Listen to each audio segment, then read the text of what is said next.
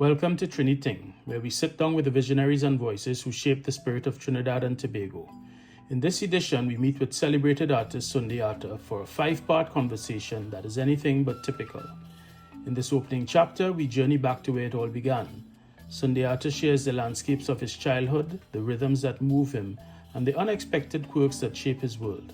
From discovering art to the origin of his powerful name, this segment paints the early strokes of a life lived with purpose and imagination. Right. Good morning. Good morning, good morning. Bon matin. Bon matin. Bon matin, monsieur. Ça va?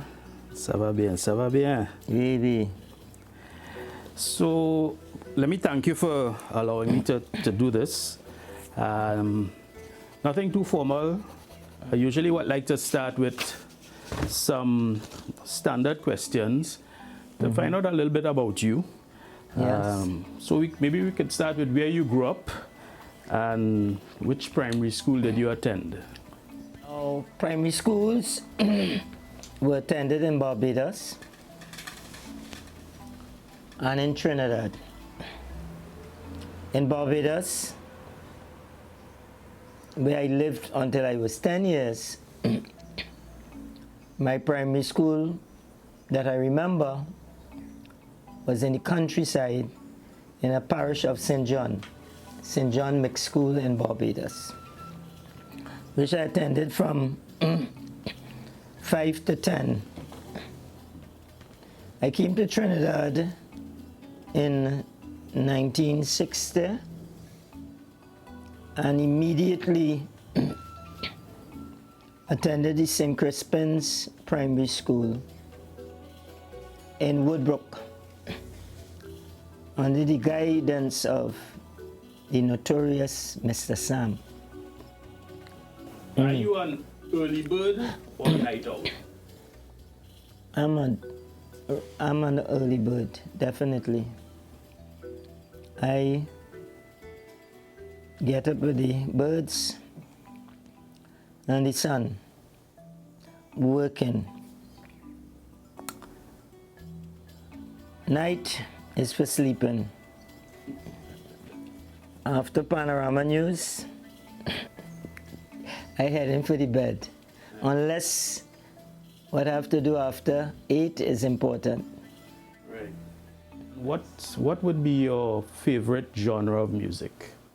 Well, I'm interested in so many aspects of musical forms. I would say I appreciate mainly the evolved Caribbean music, which it would be drawn from a lot of genres, like from calypso, soca, cadence, Haitian music, and Latin. So basically, I'm very much interested in this contemporary interpretation of kind of regional influence music. Yeah. Basically. And I still have a little sentimental attachment to soul, funk, and the blues as a foundation, broad base of the triangle. So the last question in the getting to know you section is, what is something about you that people would be surprised at? Well, I had a good voice and I was a good singer, and at some part of my life I actually sang almost professionally. And another thing is that I am a great lover of the martial arts. I enjoy being involved in the martial arts for a long time. aggressively. I think people will be surprised about that. I like the use of that word aggressively. Oh yeah, Very relevant. and the scars to show you. Yeah. So, how did you get into painting and at what age? Well, like most people who get into painting, I would say art in general. But painting is just a small snippet of getting involved in art. I just found myself doing it from the time I was conscious. That's when I say about 8. I just found myself doing it. And I think that you can seriously consider that is getting into art. Now, if you are saying when I was aware that this is going to be my road and my decision to be totally immersed in this form of living and doing, I would say in my early 20s. And I made the conscious decision that this is the way I go in, regardless of anything else. So I would say, in responding to that question, that being involved in drawing and little creative pursuits, I found that natural and I found myself doing that. Nice. But the decision to submerge myself into the life was my early 20s. Okay. And I decided I go in this way to hell with everything else. What inspired you to take the name Sundiata? When did you first adopt it, and how does it reflect your artistic identity? During the time that we were developing, I say we now, because this means that it was not me alone that was developing.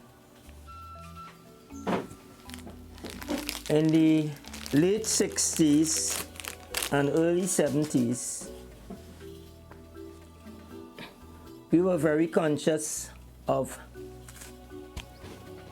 the awakening of the Caribbean people, especially the Black Caribbean people, of challenging the remnants of colonialism and seeking a conscious awareness of our state and the social order due to historical things that happened. So we were exploring our roots and our identity, and this was happening throughout the Caribbean. So we are looking at, origins, influences, and socializing. It was part of a general movement in the 70s where people was becoming more aware of, the lineage, the roots, the everything, and the desire to move forward and challenge the static neo-colonial status quo. Everything. It was a good time. And during that period, we were doing a lot of research on our origins and our influences and our naming and our everything. So we, a young group of us, had decided that we would adopt, some of the names that we prefer to have that would express us and project us. So we started looking back at different sources and names. Some was Amerindian, some was African, And my brother especially, Omowali, he adopted a Nigerian name, Omowali, which means the son who has returned to himself.